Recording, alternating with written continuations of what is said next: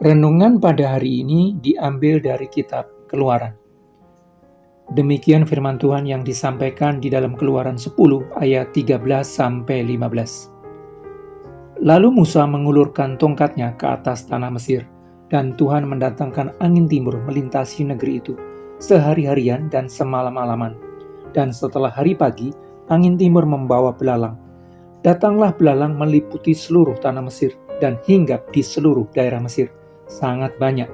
Sebelum itu tidak pernah ada belalang yang demikian banyaknya, dan sesudah itu pun tidak akan terjadi lagi yang demikian.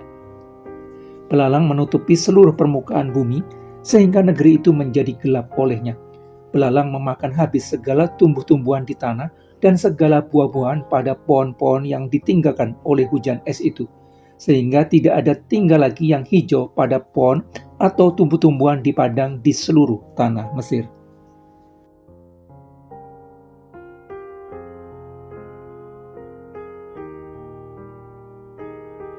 Setelah rangkaian hukuman berupa serangan binatang dan penyakit maupun perubahan alam ekstrim, Fir'aun tetap menolak menundukkan diri kepada Tuhan. Fir'aun tetap tidak bisa melihat bahwa yang dihadapinya adalah kekuatan maha besar yang tidak mungkin dilawannya. Fir'aun tetap menolak melepaskan orang Israel dari Mesir. Maka Tuhan menyiapkan hukuman berikutnya. Tuhan lalu mengirimkan belalang dalam jumlah sangat banyak dengan mempergunakan angin timur sebagai alat transportasi bagi belalang supaya terdistribusi merata di seluruh Mesir. Mesir pun penuh dengan belalang. Kalau sebelumnya hukuman diberikan berupa serangan binatang saja atau berupa perubahan alam saja, maka hukuman berikutnya merupakan gabungan dari binatang dan alam. Belalang yang merupakan binatang pengerat memakan habis semua tumbuhan yang mereka bisa temukan.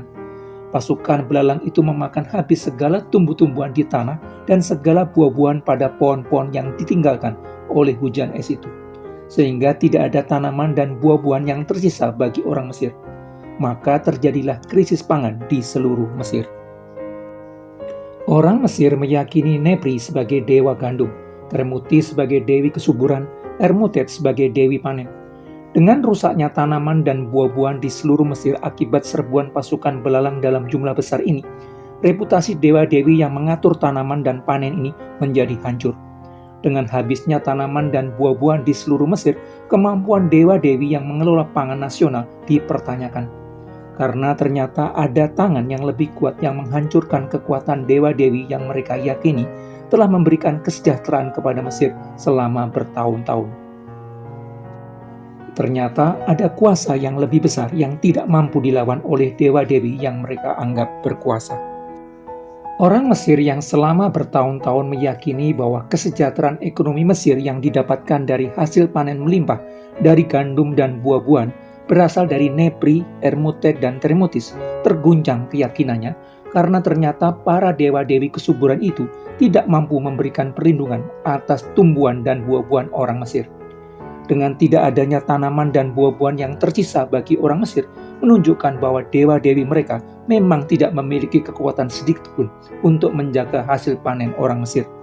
Ketika Tuhan menunjukkan kuasanya, hancur leburlah sumber penghasilan dan sumber pangan mereka.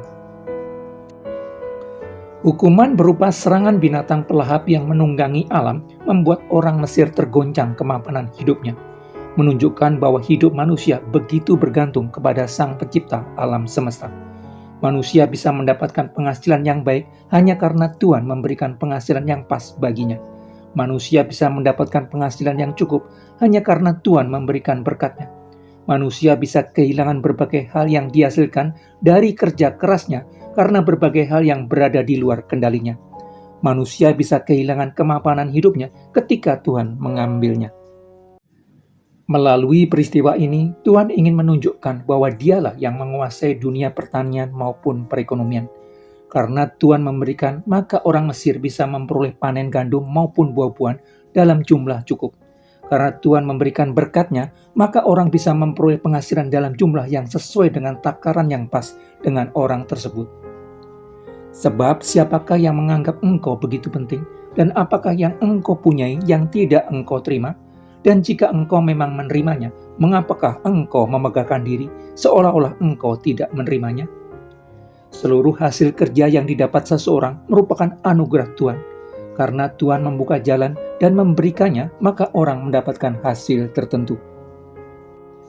Bekerja di dalam dunia yang tanahnya terkutuk, yang seharusnya hanya menghasilkan semak duri dan rumput duri, ternyata manusia masih bisa menghasilkan sesuatu yang baik dari pekerjaan yang dilakukannya, merupakan anugerah Tuhan semata. Hasil kerja yang diperoleh seseorang merupakan anugerah Tuhan semata. Anugerah berarti Tuhan memberikan apa kepada siapa dalam jumlah berapa. Tuntutan Tuhan kepada orang percaya untuk mendengarkan dan menaati perkataannya berlangsung terus hingga hari ini. Tuhan akan memberikan berkat dalam berbagai wujudnya jika orang percaya mendengarkan dan menaati perkataannya. Tetapi berbagai persoalan berat akan dialami jika menolak mendengarkan dan menaati firman-Nya. Banyak benih yang akan kau bawa ke ladang, tetapi sedikit hasil yang akan kau kumpulkan, sebab belalang akan menghabiskannya. Orang percaya yang menolak menaati firman Tuhan bukan hanya melakukan dosa, tetapi juga akan menghadapi risiko digerogotinya dengan berbagai cara, segala sesuatu yang dihasilkannya dari pekerjaannya, walaupun telah bekerja keras. Orang percaya yang menolak menundukkan diri kepada Tuhan sedang melakukan perlawanan kepada Tuhan, akan menghadapi risiko digerogotinya segala sesuatu yang dihasilkan dari pekerjaannya, melalui penyakit, melalui krisis ekonomi, melalui kesalahan investasi, melalui kejahatan, dan berbagai hal lainnya yang tidak diduga.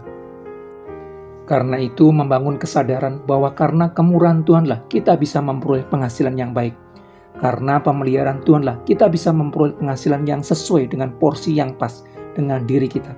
Selalu melibatkan Tuhan dan membiarkannya menuntun kita dalam bekerja akan membawa kita kepada hidup seutuhnya di dalam damai sejahtera surgawi.